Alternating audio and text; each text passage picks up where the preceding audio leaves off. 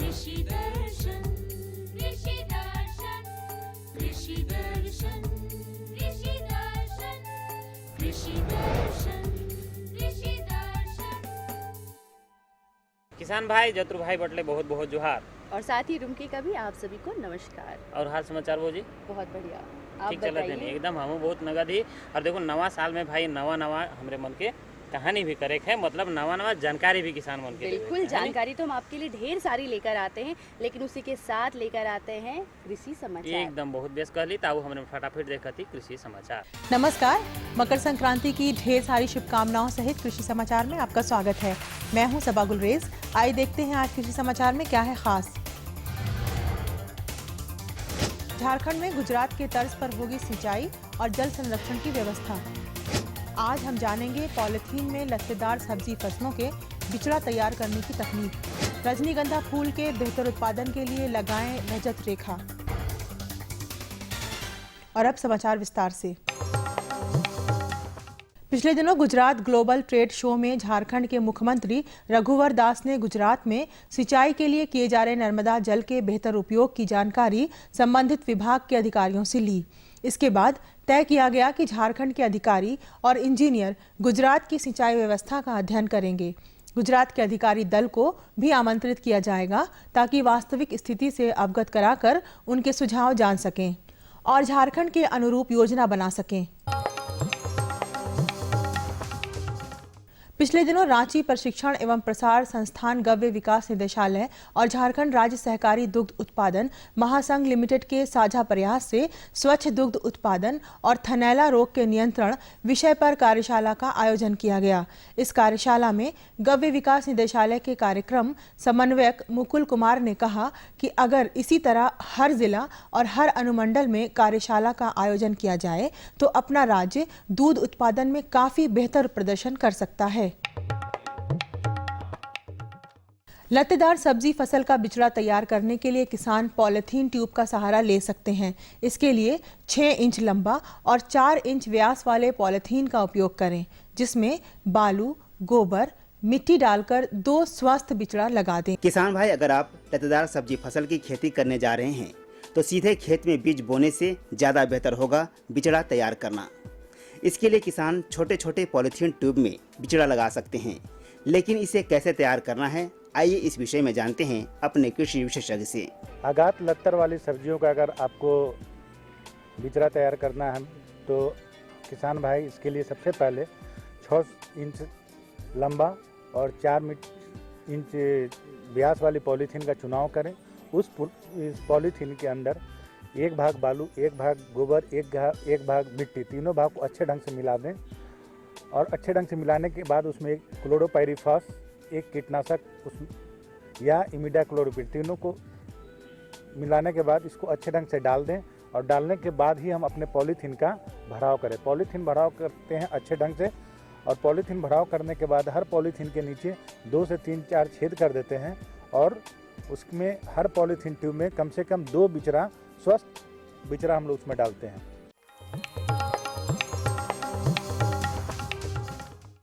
जो किसान आने वाले महीनों में रजनीगंधा फूलों की खेती करना चाहते हैं, वो इस फसल के बेहतर उत्पादन के लिए रजत रेखा, प्रज्वल या सुवासिनी नामक उन्नत प्रभेद लगाकर ज्यादा लाभ कमा सकते हैं। रजनीगंधा फूल की खेती के लिए अप्रैल से जून तक का महीना सबसे उपयुक्त है। इसके लिए किसान जीवांश युक्त दोमट या बलुई दोमट मिट्टी वाले खेत का चयन करें, जिसमें जल निकास की अच्छी व्यवस्था हो।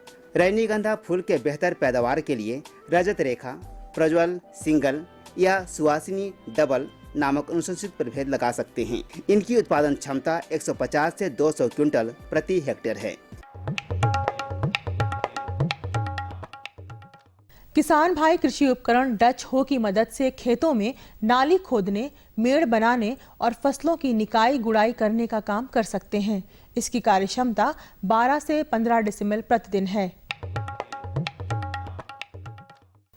आज हम जानेंगे यूरिया के किफायत के उपयोग के बारे में। किसान भाइयों, यूरिया का सीमित और संतुलित उपयोग ही लाभदायक होता है। इसलिए अपनी फसलों में यूरिया के इस्तेमाल में किफायत बरतें।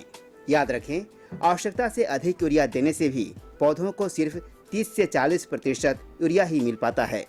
बाकी जमीन के अंदर और वायुमंडल में जाकर बर्बाद हो जाता है। और अब एक नज़र राज्य के 5 प्रमुख शहरों के मौसम के मिजाज पर।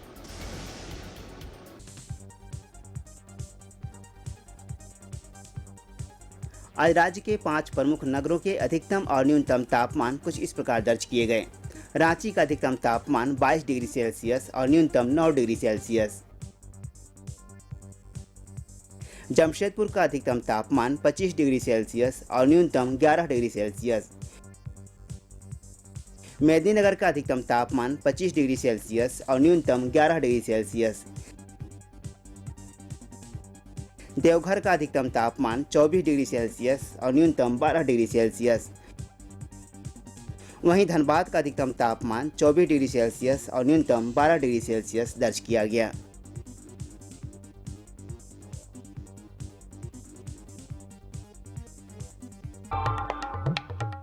और अब मंडी भाव में आइए नजर डालते हैं अनाजों के भाव पर। आज कृषि उत्पाद बाजार समिति पंडा रांची में विभिन्न खदानों के थोक भाव कुछ इस प्रकार दर्ज किए गए। चावल मोटा 2000 रुपये से 2300 रुपये, चावल मध्यम 2400 रुपये से 2700 रुपये, चावल उत्तम 3500 रुपये से 4500 रुपये, गेहूँ 1600 रुपये से 1800 रुपये, चना 3100 रुपये से 3300 रुपये, दाल अरहर 6600 रुपये से 7400 रुपये, दाल मसूर 6500 रुपये से 7200 रुपये, दाल चना 3800 रुपये से 4100 रुपये, सरसों तेल 8500 रुपये से 9500 रुपये, चीनी 3100 रुपये से 3300 रुपये, आलू 900 रुपये से 1300 रुपये और प्याज 1500 रुपये से 1700 रुपये प्रति क्विंटल रहा। कृषि समाचार में आज इतना ही। अगले दिन अगले अंक में फिर मुलाकात होगी कुछ ताज़ा खबरों के साथ। तब तक के लिए दीजिए इजाजत। नमस्कार, जोहार। भाई कृषि समाचार बहुत बढ़िया रहे। हमारे नवा तकनीक के देख ली, बाजार भाव के जान ली, हमारे मन मौसम कर जानकारी भी ले ली। बिल्कुल, बहुत सारी जानकारी हमने आपको फटाफट दिला दी, लेकिन अभी भी जो मेन वाली जानकारी है वो बाकी है। भैया हमारे मन जानकारी तो करब, लेकिन छोटा सा विराम करवा दे। ये लो और बताओ। बस। अरे ये क्या भैया जी, बस इतनी सी रासायनिक खाद? किसानी छोड़ रहे हो क्या? किसानी नहीं, नादानी छोड़ रहे हैं। मिट्टी की जांच कराई है। अब तो लालाजी जितनी जरूरत है उतने ही उर्वरक खेत में डालेंगे। हाँ, किसान भाई आज ही अपने जिले की नजदीकी भूमि परीक्षण प्रयोगशाला में मिट्टी की जांच जरूर करवाएं और मिट्टी में पोषक तत्व, नमी व पौधे के विकास को देखते हुए केवल जरूरत के अनुसार ही पोषक तत्व डालें। और हाँ, मिट्टी में गंधक, जस्ता, बोरोन जैसे सूक्ष्म पोषक तत्वों का पता लगाना भी न भूलें। उर्वरक और जैविक खाद के सही उपयोग से भूमि का उपजाऊपन बनाए रखें, उत्पादकता बढ़ाएं, खर्चा घटाएं और बहुमूल्य विदेशी मुद्रा बचाने में भी सहयोग दें। और हाँ, धीमी गति से नाइट्रोजन उपलब्ध कराने वाले उर्वरकों जैसे नीम लेपित यूरिया को प्राथमिकता दें और यूरिया का पत्तों पर छिड़काव करें। अरे वाह, तू तो सचमुच समझदार हो गया रे। अधिक जानकारी के लिए संपर्क करें जिला कृषि अधिकारी या किसान कॉल सेंटर।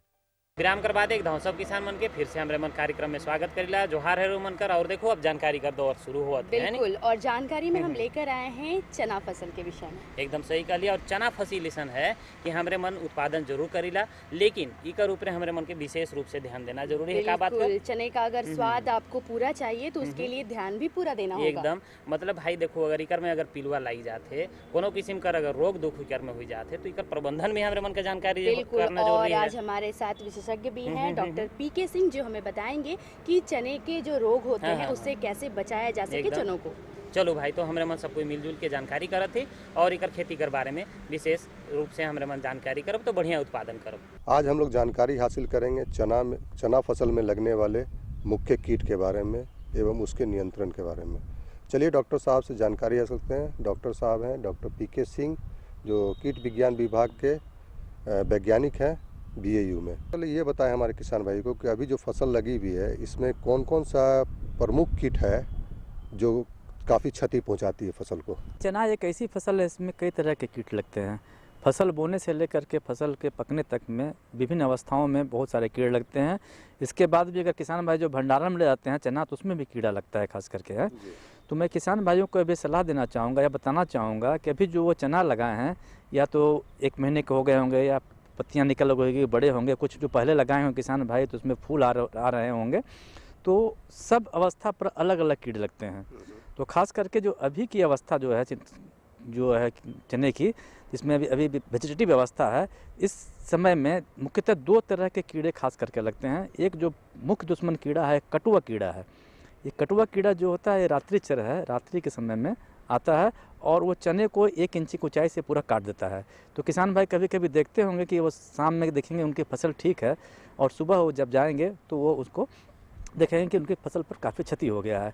और दूसरा जो किसान खास भाई यहाँ के लिए, झारखंड के लिए जो ऊपरी ज़मीन है, लाल ज़मीन है, उसमें दीमक का प्रकोप प्राय बहुत होता है और ये देखा जाता है कि दीमक से भी कम 5 से कभी कभी 10%, कभी कभी ज़्यादा नुकसान हो जाता है। तो दूसरा जो भूमि में रहने वाले कीड़े है, गुजिया कीड़ा और दीमक जो है, ये नुकसान पहुँचाता है। और तीसरा जो यहाँ पर कीड़ा है, जो फल छेदक समूह का कीड़ा, जो फल को छेदता है, वो कीड़ा लगता है, जो कि यह काफ़ी मात्रा में यहाँ देखा जाता है और इससे किसान भाई को काफ़ी क्षति पहुँचती है।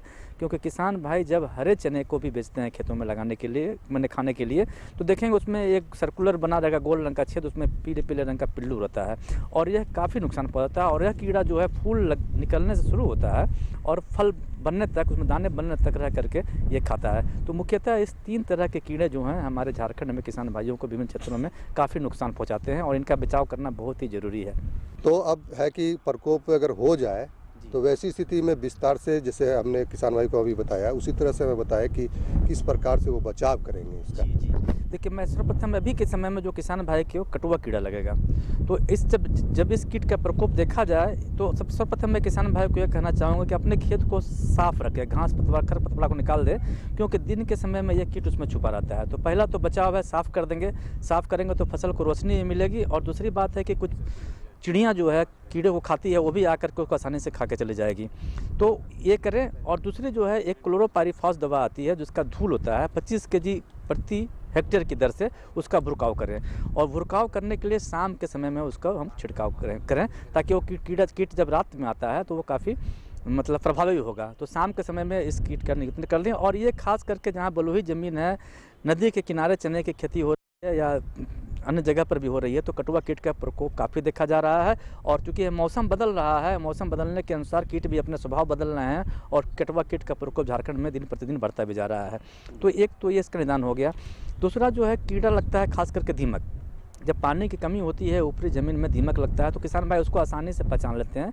दीमक जो है जड़ों को काट देता है। जड़ों को काटने के उपरांत आप देखेंगे उसके बाद पौधे सूख जाते हैं। जब पौधे ही नहीं रहेंगे खेत में तो फसल कहाँ से होगी, उसकी उत्पादकता काफ़ी नुकसान होती है। और ऐसे समय में, बीच के समय में अगर दीमक ने जड़ों को काट दिया तो बीच में हम उसको गैप फिलिंग भी नहीं कर पाते हैं। तो खास करके जब हमें दीमक का प्रकोप दिखे तो किसान भाई जो दवा आती है क्लोरोपाइरीफॉस, उसकी 1 मिलीलीटर मात्रा को 1 लीटर पानी में मिला लें और मिलाने के उपरांत वो जड़ के पास ड्रेंचिंग करें, जड़ के पास उसका छिड़काव कर दें। इससे क्या फसल पर नहीं पड़ना चाहिए, जड़ पर। हाँ, जड़ पर, चूँकि उसको कीड़ा भूमि में रहता है तो उससे काफ़ी नियंत्रण हो जाएगा। और उसको डाल देने से भूमि में रहने वाले अन्य कीड़े भी जो हैं उससे भी बचाव हो जाएगा। और जहाँ तक अब सवाल है उस कीड़े का, जो फल छेदक समूह का कीड़ा है, उसके नियंत्रण के लिए बहुत ज़रूरी है कि हम कुछ ऐसी विधि अपनाएं जिससे कि चूँकि भी हम लोग दवा डाल देते हैं, सीधे दवा डालते हैं। तो चूँकि हमारे किसान झारखंड में हरा चना बेचते हैं और उसको दवा डालने के उस पर दवा का असर आता है और हम लोग खाते हैं। तो इसमें है कि किसान भाई को सावधानी बरतने की ज़रूरत है। तो सर्वप्रथम आप ये देखें, अगर किसान भाई के पास गंध पास है, जिसको फेरोमोन ट्रैप्स कहते हैं, हेलोल्यूर के नाम से मिलता है, उसको खेतों में प्रति हेक्टेयर के हिसाब से 5 लगा दें। और किसान भाई देखें अगर कि उसमें एक रात में 5 कीड़े फंस रहे हैं, तब ही उसके बाद दवा का छिड़काव करें और अन्यथा नहीं करें, क्योंकि वो आर्थिक स्तर है। कहने का मतलब अगर आप 1 रुपया खर्चा कर रहे हैं तो कम से कम 1 रुपया 10 पैसे का फ़ायदा तो हो, इसलिए करें। तो उससे आपको मालूम हो जाएगा कीट कहाँ पर है। और यह कीड़ा चूँकि है फल छेदक समूह का कीड़ा जो है, ये झारखंड में बहुत ज़्यादा आता है, खास करके हमारे एरिया में, क्योंकि इसको किस कीट को लगातार भोजन मिलते जाता है। जैसे अभी शिमला मिर्च लगाए होंगे, टमाटर लगाएंगे, उसके बाद रहड़ पर आएगा, फिर वो चने पर आएगा, इस तरह से वो आते रहता है। ये तो जमीन में रहता है? नहीं, ये ज़मीन में नहीं रहता। ये कीड़ा जो है ना, पॉलीफेगस कीड़ा है, पत्तियों के ऊपर अंडा देता है। पहले शुरू में वो फूलों को खाता है शुरू, और उसके बाद वो खा जाती है।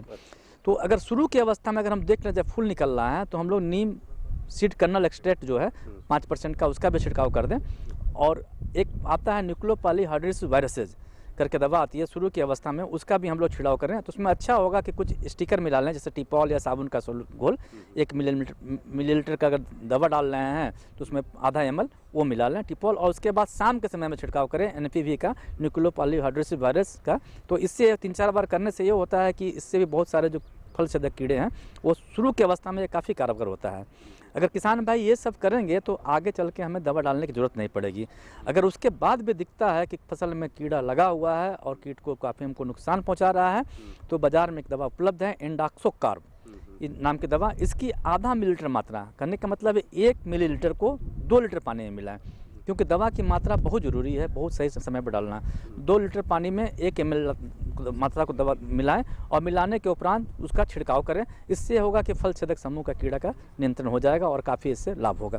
साहब आपने तो अभी जानकारी अच्छी दी, लेकिन अब है कि रासायनिक जो प्रयोग करते हैं हम लोग तो इससे तो शरीर पर काफ़ी नुकसान पहुंचता है, तो ऐसा कोई विधि बताए जिससे कि रसायन का उपयोग कम से कम करना पड़े।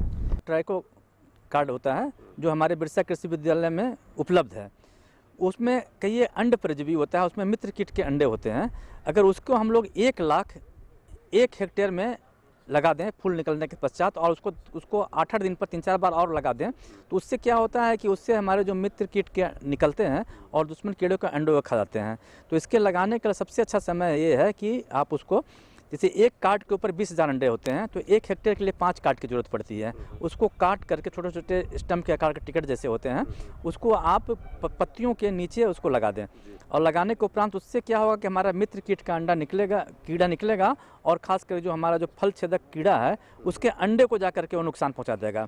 अगर इस तरह से हम लोग 8-8 दिन के बाद 5 बार लगा देते हैं तो खास करके बहुत ही अच्छा कारगर, बिना मतलब है कॉस्ट इसका क्या पड़ता है? कुछ नहीं, 1 कार्ड का दाम 35 रुपया है और वो ज़्यादा महंगा नहीं है और काफ़ी यहाँ हमारे कीट विज्ञान विभाग के जैविक कीट नियंत्रण इकाई में उपलब्ध भी है, किसान इसको आसानी से ले सकते हैं।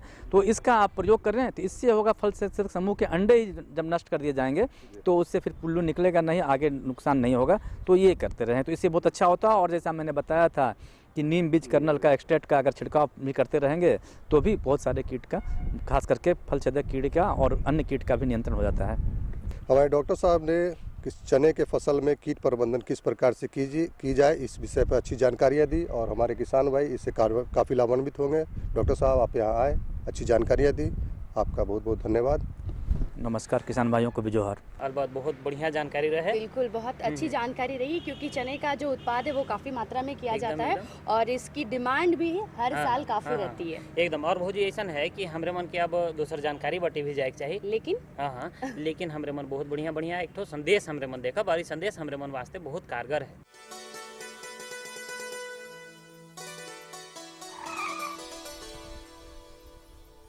1 लीटर में 90 किलोमीटर का माइलेज है। वाह भैया, पेट्रोल तो बचा रहे हो, लेकिन पानी के बारे में क्या सोचा है? अरे सामू, पानी के पैसे से ही तो गाड़ी खरीदी है। क्या पानी के पैसे से? हाँ, सूक्ष्म सिंचाई अपनाकर मैंने पानी बचाया। इस विधि से सिंचाई करने से 75 से 85% तक जल की उपभोग क्षमता बढ़ गई, जिससे सिंचाई करने पर 30 से 50% तक सिंचाई जल की बचत हुई। तो क्या हम भी इसका लाभ उठा सकते हैं? राज्य के सभी किसान इसका लाभ उठा सकते हैं 90% अनुदान के साथ, और साथ में बैंक ऋण की सुविधा भी उपलब्ध है। तब तो हमारे खेतों में आएगी हरियाली और हमारे जीवन में आएगी खुशहाली। हाँ तो भाई एक हमरे मन संदेश देख लिया और संदेश हमरे मन से किसान भाई मन से जुड़ल चीज रहे। बिल्कुल, और वो था कि जिस तरह से जल हमारे लिए बहुत ही अनमोल है और उसका किस तरह से हम उपयोग कर सकते हैं उसे बिना बर्बाद किए। और संगे देखो किसान भाई, अगर हमरे मन टपक विधि से अगर खेती करत है, टपक विधि से अगर हमरे मन खेती करब तो ओकर से जल कर प्रबंधन भी होत है, संगे संगे उत्पादन भी बढ़िया हमरे मन के भेटाई। तो इतना बढ़िया चीज करे चाहिए हमरे मन के। अब लगे दोसर जानकारी है आलू कर खेती कर बारे में। और ये भी अगर आलू कर खेती हमरे मन करत है तो उकर में भी तो पिलो हमने लग जाएला। बिल्कुल, और वो भी बहुत मात्रा में खराब हो जाते हैं, इसलिए उसे रोगों से बचाने के लिए सही जानकारी होनी बहुत जरूरी है। एकदम देखो भाई, हमरे मन बृहद पैमाना पर आलू कर खेती करेला और हमरे मन झारखंड प्रदेश में आलू कर खेती कर डिमांड भी बहुत ज्यादा है और किसान मन बहुत पैमाने में कर खेती और आलू जैसे कि सब्जियों का राजा है, तो राजे को कैसे हम लोग बनाए रख सकते हैं, यानी उसके स्वाद को कैसे बनाए रख सकते हैं, चलिए आपको बताते हैं इसके बारे में जानकारी। किसान भाइयों, कृषि दर्शन की टीम आज हार पलांडू में है और आज हमारे साथ बातचीत करने के लिए यहीं के एक वैज्ञानिक डॉक्टर सुदर्शन मौर्य ये हमें जानकारी देंगे कि आलू में लगने वाले मुख्य रोग और पाला से कैसे बचाव करें। तो सबसे पहले हमारे किसान भाइयों को बताइए कि कौन कौन से आलू में लगने वाले मुख्य रोग हैं। जैसे हमारे किसान भाई जो है आलू की खेती जो है बड़े पैमाने पे करते हैं, कि हमारी फसल आलू में जो है प्रमुख रूप से कौन कौन सी बीमारियाँ लगती हैं। इसमें प्रमुख रूप से जो बीमारी लगती है उसमें है अघेती झुलसा, जो कि अगेती झुलसा बोला जाता है, क्योंकि ये जो है पहले आता है। लगभग 4 से 5 सप्ताह का जब पौधा रहता है तो ये बीमारी आती है, जो कि एक फफूंदी होता है अल्टरनेरिया, उसके द्वारा आता है। इसके बाद जो दूसरी प्रमुख रूप से बीमारी है वो है पिछेती झुलसा, जिसको गांव में पाला भी बोलते हैं। ये फाइटोप्थोरा नामक फफूंदी से होता है। हमारे किसान भाई कैसे पहचाने कि ये अगेती झुलसा हमारे आलू के खेत में लग गया, आलू के फसल में लग गया है, और इसका निदान कैसे करें? हाँ, देखिए बहुत ही अच्छा सवाल किया संजय जी आपने कि देखिए अगेती झुलसा हम कैसे कहें कि ये अगेती झुलसा। अगेती झुलसा हमने बताया कि 4 से 5 सप्ताह के जब पौधा रहता है तो उस समय अगेती झुलसा आता है। इस रोग के लक्षण आप देखेंगे कि पौधे के पत्तियों के ऊपर छोटे छोटे गोल गोल धब्बे दिखाई पड़ते हैं। वही धब्बे आपस में मिलकर बड़े आकार का धब्बा ले लेते हैं, और जो संक्रमित पौधा होता है उस पौधे की पत्ती को यदि आप तोड़ के ध्यान से देखें तो उसमें गोल गोल रिंग बना हुआ दिखाई पड़ेगा। इससे आप पहचान जाएंगे कि यह जो है आपका अगेती झुलसा है। और साथ ही साथ आप उसके देखेंगे जो धब्बा होगा उसके किनारे किनारे जो है हल्का सा जो है पीला जो है कनतब कवरिंग होगी, यानी जैसे लगेगा कि चारों तरफ से पीला रंग का कवर जो है काले धब्बे को दिखाई दे रहा है। तो ये इसके लक्षण होते हैं जो कि अगेती झुलसा। यदि हम जब पहचान जाए कि हमारी अगेती झुलसा हमारे खेत में लगा हुआ है तो इसके निदान के लिए सबसे जो है इफेक्टिव फंजीसाइड हम लोग बताते हैं कि डायथेन M45, जो कि बाजार में आसानी से उपलब्ध है। 2 ग्राम प्रति लीटर पानी में डाल के छिड़काव करें।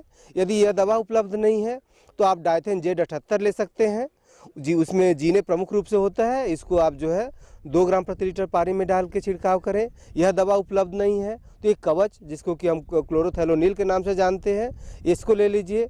उसको 2.5 से 3 ग्राम प्रति लीटर पानी में डाल के छिड़काव करके आप बीमारी इस जो अगेती झुलसा है उसको नियंत्रित कर सकते हैं। पिछेती जो पीछे जो झुलसा लगता है उसका, तो वो रोग लग गया आलू के खेत में हमारे किसान भाइयों को, इसको कैसे पहचाने कि ये बीमारी लग गया है, इसके लक्षण क्या है और साथ ही साथ उसका निदान क्या है, इसको भी बताएं। हाँ, पिछेती झुलसा जो है नाम से ही प्रतीत है पिछेती। पिछेती का मतलब जब आपका पौधा जो है लगभग जो है 7 से 8 सप्ताह का जब पौधा हो जाता है, जिस समय की पौधे की बढ़वार स्टार्ट होती है उसी समय ये बीमारी आने के आसार दिखाई पड़ते हैं। प्रमुख रूप से उसमें देखेंगे कि जो नीचे की पत्तियां जो मिट्टी से सटी हुई रहती हैं उससे बीमारियां स्टार्ट होती हैं। इस बीमारी में आप देखेंगे कि पौधे की पत्तियों के किनारे किनारे से जो पत्तियां जो झुलसना स्टार्ट करती हैं वो अंदर की तरफ बढ़ती हैं, और यदि आप ध्यान न देंगे तो 2 ही 3 दिन पूरी की पूरी फसल आपकी जो है झुलस जाती, जैसे लगता है कि किसी ने पेट्रोल आपके खेत में छिड़क के जला दिया है। तो ये जो है इसके लक्षण होते हैं। और इस बीमारी को नियंत्रित करने के लिए सबसे अच्छी दवा हम लोग बताते हैं कि जो है बीमारी आने से पहले आपको एक प्रोटेक्शन मेजर अडॉप्ट करना है, जिसको कि डायथेन M45 हम बताते हैं कि डायथेन M45 का छिड़काव करें। बीमारी यदि आपके खेत में नहीं आई है तो उस समय यदि इसको छिड़काव करते हैं तो आने वाले दिनों में बीमारी नहीं आती। यदि यह दवा उपलब्ध नहीं है तो आप जो है ब्लू कॉपर भी ले सकते हैं, 3 ग्राम प्रति लीटर पानी में डाल के छिड़काव कर सकते हैं। ब्लू कॉपर उपलब्ध नहीं है तो आप जो है रीडोमिल ले सकते हैं, जिसको कि जो है 2 ग्राम प्रति लीटर पानी में डाल के छिड़काव करते हैं। तो ये जो है का मतलब बीमारी आने से पहले की बात है। यदि मान लीजिए बीमारी आ गई, इसका मतलब वहाँ पे बीमारी को रोकना भी है और बीमारी को फैलने से भी रोकना है, यानी बीमारी न आए दूसरी फसल में। यानी आसपास आप देखेंगे इक्का दुक्का पौधे में शुरू में लक्षण आते हैं, तो उसी पौधे में बीमारी रुकी रहे, बाहर हमारे खेत में न फैले, तो उसके लिए भी जो है दवाओं का जो है छिड़काव किया जाता है। जैसे कार्बेंडाजिम है, या आप देखेंगे सिस्टमिक फंजीसाइड्स भी आज बाजार में उपलब्ध है। एक दवा बहुत ही कॉमन जो है इस समय जो है एजाक्सिस्ट्रोबिन के नाम से जो है बाजार में उपलब्ध है। इन दवाओं का छिड़काव करते हैं तो आपके खेत में जो है आने वाले दिनों में बीमारी नहीं आती है। यदि ये तो जो है केमिकल विधि हो गई, लेकिन किसान भाई चाहे तो अपने घरेलू नुस्खों से भी इस बीमारी को नियंत्रित कर सकते हैं। अब नियंत्रित करने के तरीके क्या है, जैसे होता है क्या है कि पाला में एक बहुत ही सिंपल सा कहावत है कि हम जो है जैसे ही मौसम आपको जो लगे कि जो है आज टेम्परेचर जो है गिर रहा है और पत्तियों के ऊपर ओस जम रही है और धुंध भी दिखाई पड़ रहा है, तो ऐसे स्थिति में आप अपने आलू के खेत में सिंचाई कर दें।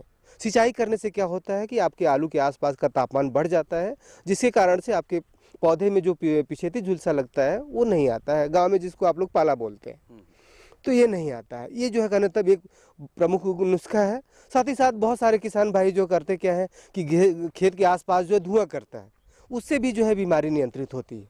तो इन सब नुस्खों को अपने खेतों में अडाप्ट करके आप जो है आलू का अत्यधिक उत्पादन कर सकते हैं और ज़्यादा लाभ कमा सकते हैं। डॉक्टर साहब, आप हमारे कार्यक्रम में आए, इसके लिए आपका बहुत बहुत धन्यवाद। धन्यवाद संजय जी। देखो भाई, बहुत बढ़िया जानकारी। पहले हमरे चना फसिल के बारे में जान ली, उकर बाद हमारे आलू फसिल के बारे में जान ली, माने पूरी जानकारी हो गई। बिल्कुल, बहुत सारी जानकारी हमने आपको दिला दी, लेकिन अब जाने का वक्त हो गया है। लेकिन देखो, किसान मन बैठे हैं, किसान मन कॉपी और पेन के लेके बैठ जाए हैं भौजी, तो फटाफट उन्हें पता बताई दो, तब तो मन अपन सुझाव लिख भेज। बिल्कुल बताएंगे, लेकिन उनसे एक शिकायत भी है कि अगर आपके मन में कोई समाधान हो या फिर कोई सुझाव चाहते हो तो आप हमें खत लिख सकते हैं, इसलिए हम आपको पता बताते हैं। तो लिखना होगा पता और भेजना भी होगा। भाई तो इकर में शिकायत का बात कर है? शिकायत यही है कि उनकी जो खत है वो काफी कम आ रहा है। अच्छा, तो भाई तो एकदम फटाफट लिख भेजो, हमारे भौजी के ना खिसाऊ भाई। तो लिख लीजिए, हमारा पता है कार्यक्रम कृषि दर्शन, कृषि प्रकोष्ठ द्वारा केंद्र निदेशक, दूरदर्शन केंद्र, रातू रोड, रांची। पिन संख्या 834001। तो भाई रोज मन पता के नोट कर ले लिए और आशा करेले रोज मन जरूर हमरे मन के अपन सुझाव लिख भेजा और हमरे मन कार्यक्रम में जरूर से जरूर शामिल। बिल्कुल, और वक्त हो गया है अब हमारे चलने का। एकदम भौजी, अब लगे हमरे मन की विदा दो किसान भाई। जोहार। जोहार।